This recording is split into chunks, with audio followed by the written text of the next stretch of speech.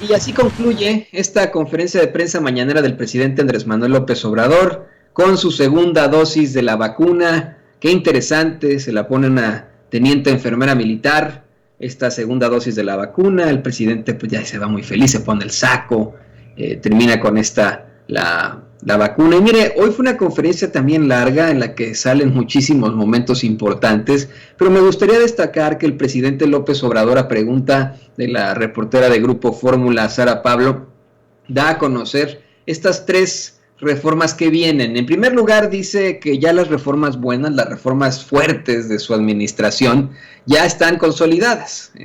Esas se hicieron muchísimo antes de las elecciones de medio término. Ahora vienen tres reformas más muy importantes: una reforma eléctrica, una reforma electoral y una reforma a la Guardia Nacional. Creo que cabe la pena destacar lo que dijo por sobre todo esta reforma electoral. Dice que es una reforma en la que buscará que de verdad haya independencia en todo el proceso electoral, que no domine el conservadurismo, que haya democracia.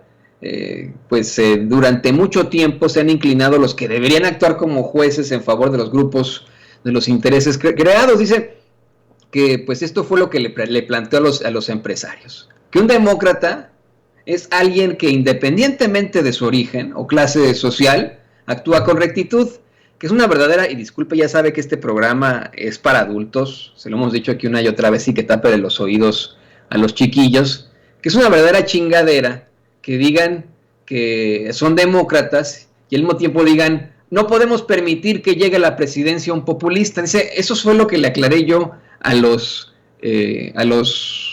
empresarios en la reunión que tuvimos. Imagínense, ¿no? Qué grueso, qué grueso. Yo creo que se les cayó a muchos la cara ahí, de vergüenza. También dice que esta reforma va para evitar los altos costos. Dice, ¿cómo es posible que se destinen 20,000 millones de pesos a las elecciones para el INE, para el Tribunal Electoral del Poder Judicial de la Federación y para los partidos políticos? Yo hago la misma pregunta. ¿Cómo es posible que se dedique toda esa lana a las elecciones? Y vemos obviamente que los dirigentes de los partidos y muchos candidatos pues se la pachanguean de la forma más chingona, gastan en pura pendejada. Esa sí es la realidad. No vimos una serie de spots asquerosos durante estas campañas, spots que verdaderamente parecía que competían sobre cuál era el más estúpido o el más ridículo. Y aparte de todo, como reyes andan los dirigentes de los partidos, muchos de ellos. Mire, recientemente Ulises Ruiz, exgobernador fallido de Oaxaca, denunciaba que Alito Moreno no le daba nada a sus candidatos, pero que él siempre viajaba en jet privado y que le iba muy muy bien, y etcétera. Y en efecto, el que parecía el candidato de candidatos era Alito Moreno durante la selección, el candidato de candidatos del PRI. Lugar al que iba, él era el que hablaba, a él le hacían las tomas, él era el que era reconocido. Los candidatos pues ni decían ni pío, ¿no? Así se quedaban calladitos, ni pío, decían.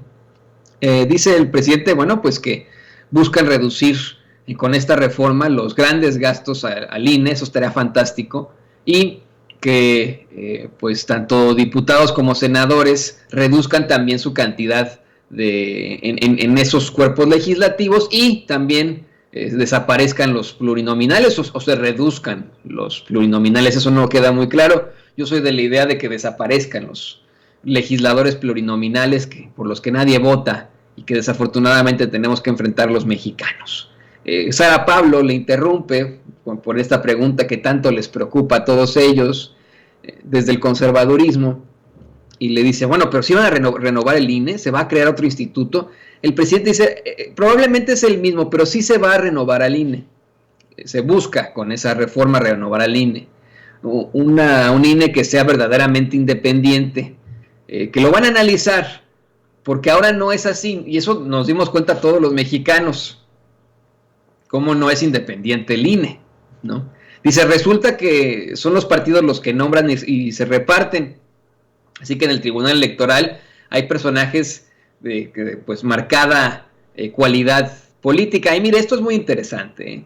Yo siempre he dicho esto, las autoridades electorales pueden tener la ideología que tengan, pero en el momento en el que llegan al Instituto Nacional Electoral o al Tribunal Electoral del Poder Judicial de la Federación, pues se tienen que quitar esa gorra del PRI, del PAN, del PRD, de Morena, y actuar para todos los mexicanos. No es así. En México se busca que, por ejemplo, los consejeros electorales, pues sí, estén balanceados, no haya uno de Morena, haya uno del PRI, haya uno del PAN, uno del PRD, lo mismo con el Tribunal Electoral. Eso está mal. No podremos tener, en todo caso, a mexicanos y mexicanas que sean completamente imparciales en cuanto a eso, o sea, que puedan tener ellos sus ideas, pero que no hayan pertenecido a un partido político, o que no hayan tenido algún tipo de aspiración política, o que no hayan expresado de alguna u otra forma algún tipo de militancia política. Creo que eso sería absolutamente necesario.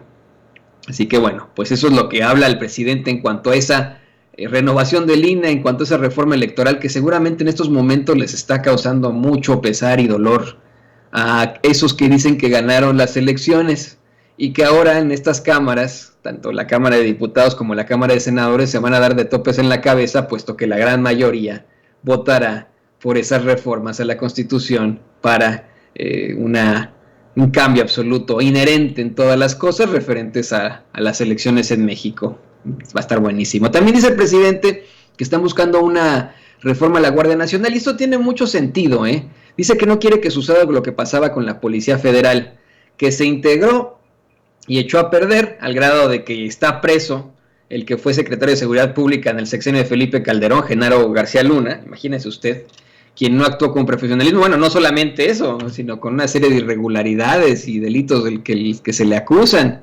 Dice el presidente, manejaba muchísimo dinero en la Policía Federal, pero con poca transparencia.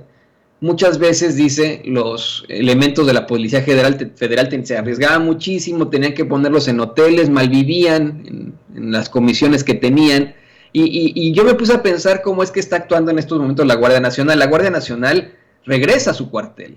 Se han creado una serie de cuarteles en todo el territorio nacional, y la Guardia Nacional pues va a sus cuarteles. Imagínense a las que se enfrentaban los policías federales al hacer una investigación, teniendo que regresar a un hotel sin saber qué iba a pasar ahí, ¿no? Por ejemplo, es verdaderamente preocupante. Así lo da a conocer el presidente López Obrador. Usted no se despegue de donde está. En unos momentos más llega Meme Yamel con el detrás de cámaras de la conferencia de prensa mañanera. A las 11 de la mañana, mi compañero y amigo Vicente Serrano, hoy le tenemos un programa de agasajo. No se lo pierda a las 11 de la mañana. Mientras tanto, nosotros queremos agradecerle que se haya conectado con nosotros desde muy, muy tempranito. Vamos a hacernos una pausa muy, muy corta y regresamos en Caliente. Regresamos en Caliente. No sea mal pensado. En breve estaremos de regreso en Sin Censura.